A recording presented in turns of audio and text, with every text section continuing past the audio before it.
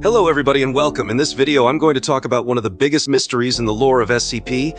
What is the pestilence of SCP-049? First, to quickly explain SCP-049, it's a humanoid. I say this because, well, not really sure he's human. He wears a medieval black plague doctor outfit. Those with a piece of cloth that covers their whole body and a mask that sorta looks like the head of a crow. He acts friendly, quite noble, and he is French. Well, French from the 15th century. He does research on an unknown disease that he calls the pestilence. And when he meets someone that he thinks has the pestilence, he becomes real mad and kills that person with just a touch. Yes, a single touch. After that, he does some surgery on the now dead body with some sort of doctor's bag. If it's successful, which happens in most cases, the subject will reanimate as a sort of zombie, and he would supposedly be cured from the pestilence, though it looks more like he gave him AIDS. With that, we don't have too much info, but with some of his addendum and some of his interviews done during his containment, we will learn much more about the pestilence. In the first interview, Dr. Raymond Ham interviews SCP-049. When SCP-049 learned that Dr. Ham was another doctor, he was super happy and was like saying how this place was clean and had few traces of the pestilence. And when he was asked about the pestilence, he started saying that it was also known as the Black Death, that many had fallen from it, and that there was a lot more pestilence outside. Dr. Ham asked if it was the bubonic plague, or in short, the Middle Age Black Plague, and he replied he didn't know what it was. Later, he affirmed that the pestilence was the only true disease of humanity, and that the zombies he creates were really cured of the pestilence. And when Dr. Ham told him that they weren't humans anymore, SCP-049 answered that his cure was simply not perfect yet. The end of the first interview ended with a short sequence that went something like this. I ask for my own personal laboratory with everything I need. Oh Mao, you thought you were at home? Well, nah, Take me to my laboratory and let's start working. So this interview, even though it's funny, well, mostly the end part, is also very interesting.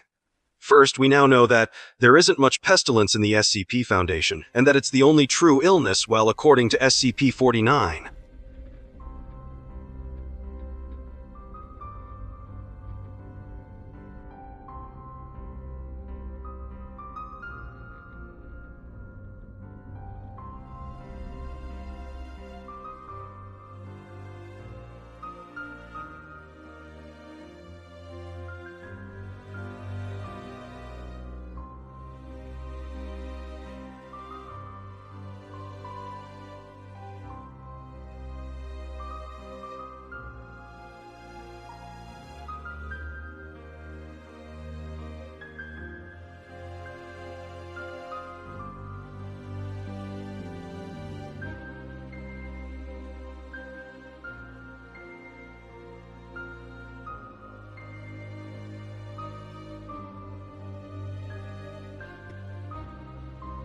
Shit.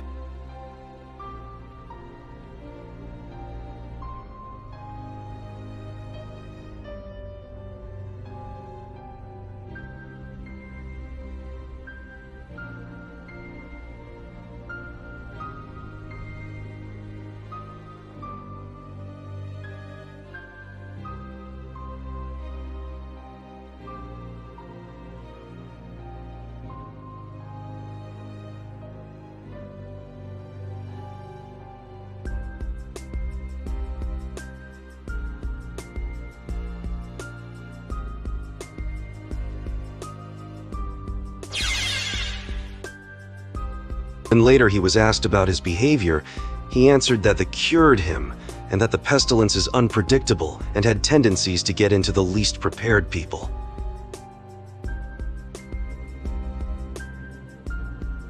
Okay, let's sum up all that we have.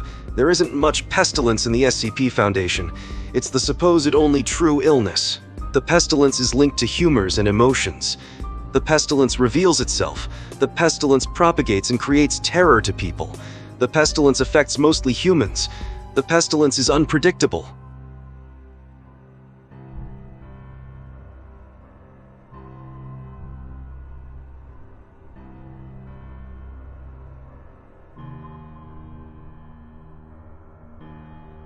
Well, to start off, it's quite secured, state-of-the-art technology, with employees that are very qualified and loyal to the Foundation. Okay, let's leave that out for later. The pestilence is the only true illness. That would mean that it would be timeless. Something that was always there with humanity and, as a whole, life itself. Then, the pestilence is linked to human emotions and humors. Okay, so a timeless illness that's linked to human emotions and psyche, that makes me think of one thing: sins. There are a lot of sins, but it is said that it shows its true colors and that it creates terror in people. And let's go back to the fact it's the only true illness. If we would rephrase that, it would become: the pestilence is the only and unique sin. And in Christianity, there is one sin that precedes them all: the original sin, the one where the first humans disobeyed and betrayed God. Though, I don't think that the pestilence is actually the original sin. After all, it doesn't affect all humans, but only a few, while the original sin affects all humans. Still, keep that in mind. The pestilence reveals itself, it is unpredictable, and creates terror in people.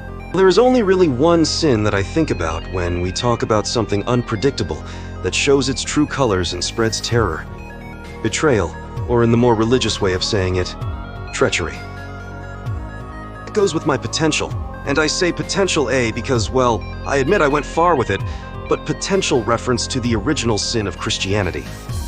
That also explains why there are this few traces of pestilence in the Foundation. Their staff are very loyal to it, or at least mostly. And so, to finish it up, the pestilence of SCP-049 is the sin of treachery.